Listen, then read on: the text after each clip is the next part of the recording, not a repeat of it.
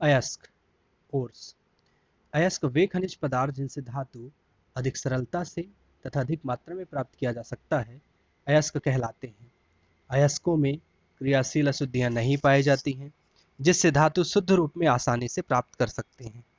सभी अयस्क खनिज होते हैं, उदाहरण हेमेटाइट, बॉक्साइट आदि। सामान्यतः खनिज अलग अलग प्रकार की चट्टानों में पाए जाते हैं। सभी अयस्क खनिज होते हैं, किंतु सभी खनिज अयस्क नहीं होते हैं। धातुओं के अयस्क। अयस्क का प्रकार oxide, hematite, magnetite, bauxite, cassiterite, carbonate, dolomite, limestone, calamine, sulphide, iron pyrite, copper pyrites, sulphate, gypsum जिसका सूत्र कैल्शियम सल्फेट डाइहाइड्रेट है। धातुकर्म। अयस्क से धातु प्राप्त करने की प्रक्रिया धातुकर्म या धातु का निष्कर्षण कहलाती है।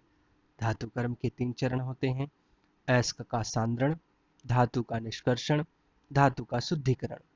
भिन्न भिन्न धातुओं के अयस्कों से धातु प्राप्त करने के लिए अलग अलग विधियों का उपयोग किया जाता है।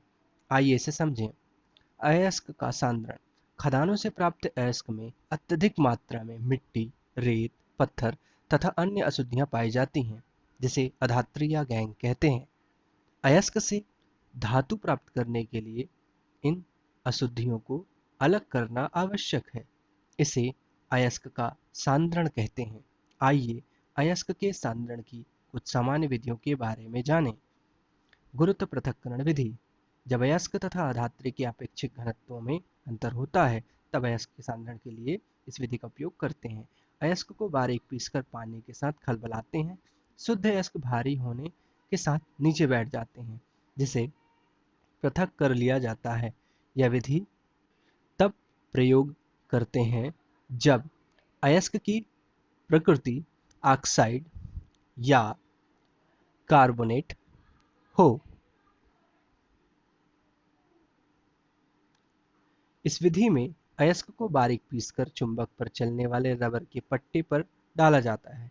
अचुंबकीय पदार्थ पट्टे के ऊर्ध्वाधर होते ही गिर जाते हैं, परंतु चुंबकीय पदार्थ पट्टे पर तब तक चिपके रहते हैं जब तक कि रबर बेल्ट चुंबकीय व्हील को पार न कर जाए।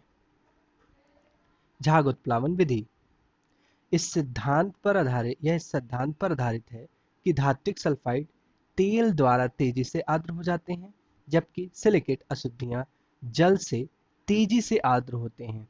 जल तेल मिश्रण में बने सल्फाइड अयस्क के निलंबन में वायु धोखने से तेली झाग बनता है, जो धात्विक सल्फाइड अयस्क के कणों को अपने साथ ऊपरी तल पर ले जाता है और मिट्टी, कंकड़, पत्थर आदि अपद्रव्य नीचे तली में चले जाते हैं। इस विधि में बारीक पीसे सल्फाइड अयस्क में पाइन तेल तथा जल मिलाकर उसमें अधिक दाब पर वायु प्रवाहित की जाती है, जिस कारण झाग उत्पन्न होती है। सल्फाइड अयस्क के कणों पर तेल की एक परत बन जाती है, जिसके कारण इनमें जो अपद्रव्य होते हैं वो तली पर बैठ जाते हैं। ये एक्चुअल में पिसा हुआ अयस्क चूर्ण होते हैं। तेल प्लस पानी का मिश्रण के साथ सल्फाइड अयस्क ऊपर की ओर तैरने लग जाता है। धातु का निष्कर्षण। धातु के निष्कर्षण की विधि धातु की सक्रियता तथा अयस्क की प्रकृति पर निर्भर करती है। हम जानते हैं कि अधिक क्रियाशील धातुओं सोडियम, पोटेशियम और कैल्शियम आदि को उनके यौगिकों से तत्व के रूप में प्राप्त करना कठिन है।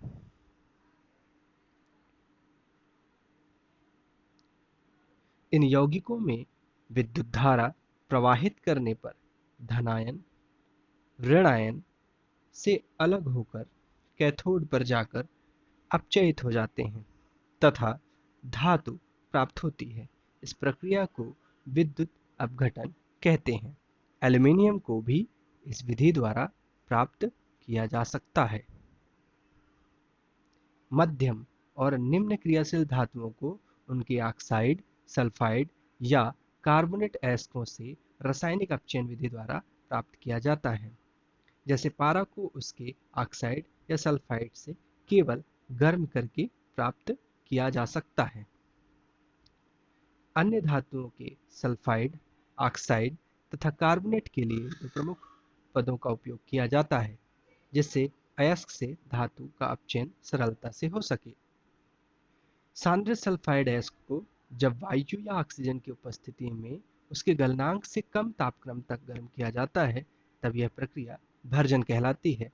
इस क्रिया में अशुद्धियां वाष्पित हो जाती हैं, जिस कारण धातुओं के यौगिक के अपचयन में सरलता होती है। भर्जन मुख्यतः सल्फाइड अयस्कों का किया जाता है। Zinc sulphide, 3O2, zinc oxide, sulphur dioxide. सांद्रित अयस्क को जब वायु की अनुपस्थिति में उसके गलनांक से कम ताप तक गर्म किया जाता है, तो इस प्रक्रिया को निस्तापन कहते हैं। यह विधि कार्बोनेट अयस्क के लिए प्रयुक्त की जाती है। जिंक कार्बोनेट को गर्म करने पर जिंक ऑक्साइड अयस्क तथा कार्बन डाइऑक्साइड गैस के रूप में विमुक्त होती है। धातुओं के ऑक्साइड का धातु में अपचयन। अयस्कों के ऑक्साइड में परिवर्तन के पश्चात धातुओं के ऑक्साइड का अपचयन किया जाता है। धातु ऑक्साइड को अपचायक तथा गालक के साथ मिलाकर गर्म किया जाता है। धातु द्रव अवस्था में प्राप्त होती है। इस प्रक्रिया को प्रगलन कहते हैं। गालक सरलता से न पिघलने वाली अशुद्धियों को हटाने में सहायता करते हैं। कार्बन अपचयन विधि।